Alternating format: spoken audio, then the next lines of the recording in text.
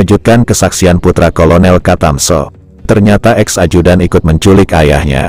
Seperti apa ceritanya? Untuk mengetahuinya, simak cerita yang akan diulas dalam video sampai tuntas. Seperti dikutip dari buku berjudul Katamso yang disusun oleh Sagimun MD.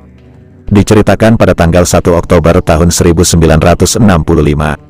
Yakni kira-kira pada jam 15.00 pemimpin Biro Khusus Partai Komunis Indonesia, PKI, Wiryo Martono mengirimkan seorang kurirnya, yakni pembantu Letnan II Senen kepada Kapten Sukarman dengan pesan agar segera menghadap Mayor Mulyono dan menyampaikan pesan pemimpin Biro Khusus PKI itu yang mendesak Mayor Mulyono segera membentuk Dewan Revolusi di Daerah Istimewa Yogyakarta dan mengangkat dirinya sebagai Ketua Dewan Revolusi itu.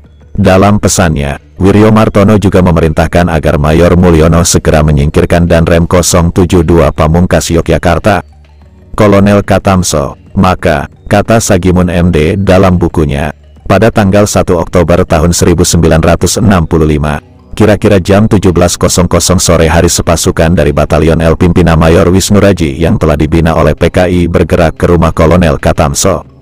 Tiba di sana, gerombolan pasukan itu memasuki pekarangan rumah kediaman Kolonel Katamso yang terletak di Jalan Jenderal Sudirman, Yogyakarta. Menurut Sagimun MD, pasukan dari Yon L berniat menculik Kolonel Katamso.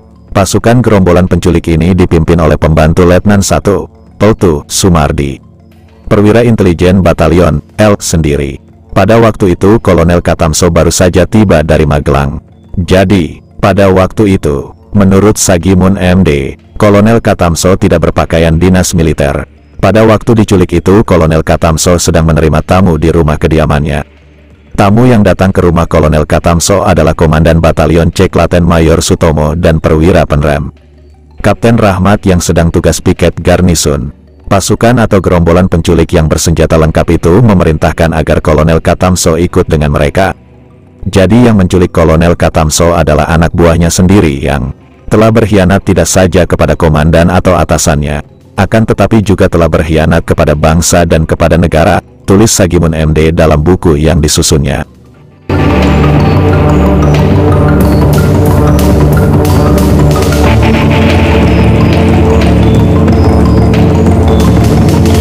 Putra sulung Kolonel Katamso yang bernama Putut Kusdarwanto melihat sendiri peristiwa itu.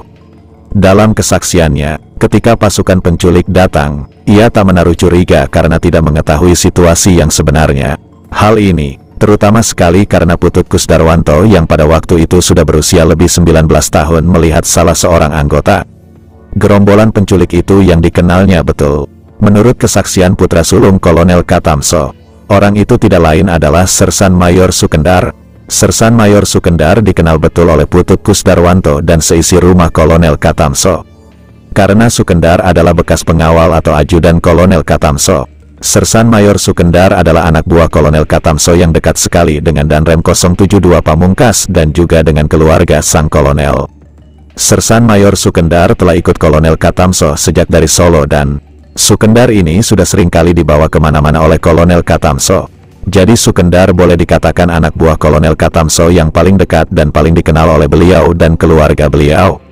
Itulah pula sebabnya maka putra dan keluarga Kolonel Katamso tidak curiga apalagi khawatir. Mustahil Sukendar akan berbuat jahat terhadap Pak Katamso, demikianlah pikiran mereka.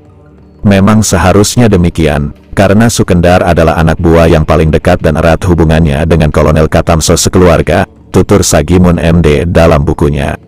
Sersan Mayor Sukendar sering dibawa kemana-mana, bahkan dapat dikatakan menjadi ajudan pribadi Kolonel Katamso. Masih menurut Sagimun MD, sebenarnya Sukendar adalah anak buah yang disayangi dan banyak menerima kebaikan hati Kolonel Katamso.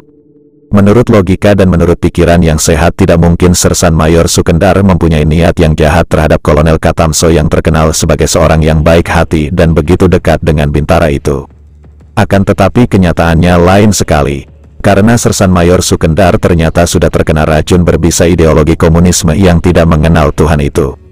Sukendar sudah tidak peduli lagi bahwa dia telah banyak menerima budi baik dari Kolonel Katamso. Bahkan menurut ideologi komunisme, membunuh ayah ibu atau saudara kandung sendiri tidak apa-apa demi tercapainya tujuan perjuangan dan demi ideologi partai, yakni Partai Komunis Indonesia, dan ini juga diperkuat lagi oleh bukti bahwa Dalam peristiwa G30 SPKI kita melihat kenyataan yang tidak dapat dibantah oleh siapapun juga bahwa Mayor Jenderal S. Parman yang dibunuh secara kejam oleh gerombolan G30 SPKI adalah saudara kandung Insinyur Sakirman, tokoh dan gembong PKI yang terkenal. Hal ini hendaknya menjadi pelajaran dan dicamkan betul-betul oleh kita bangsa Indonesia yang berketuhanan yang Maha Esa dan menjunjung tinggi Pancasila sebagai falsafah dan dasar negara kita, tulis Sagimun MD dalam buku Katamso yang disusunnya. Tidak hanya Kolonel Katamso yang diculik. Dalam waktu yang hampir bersamaan, ikut diculik Letnan Kolonel Sugiono Mangunwiyoto yang ketika itu menjabat sebagai Kepala Staf Korem 072 Pamungkas Yogyakarta. Kapten Rahmat Kepala Penrem 072 juga ikut dibawa komplotan penculik yang menyatroni rumah Kolonel Katamso.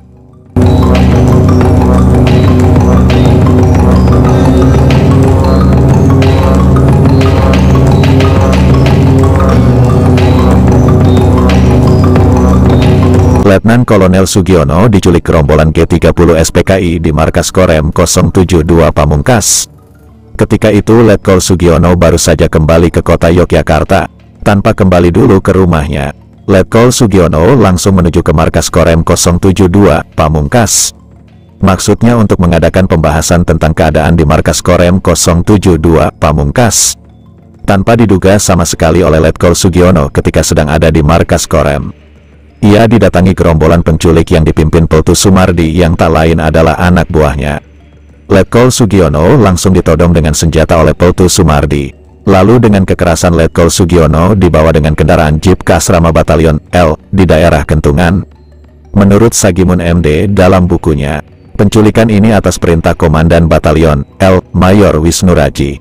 Setelah diculik, Kolonel Katamso dan Letkol Sugiono ditahan di kompleks asrama Batalion L di Kentungan yang letaknya ada kurang lebih 6 km di sebelah utara kota Yogyakarta. Sampai akhirnya keduanya dibunuh dengan biadab oleh anak buahnya sendiri.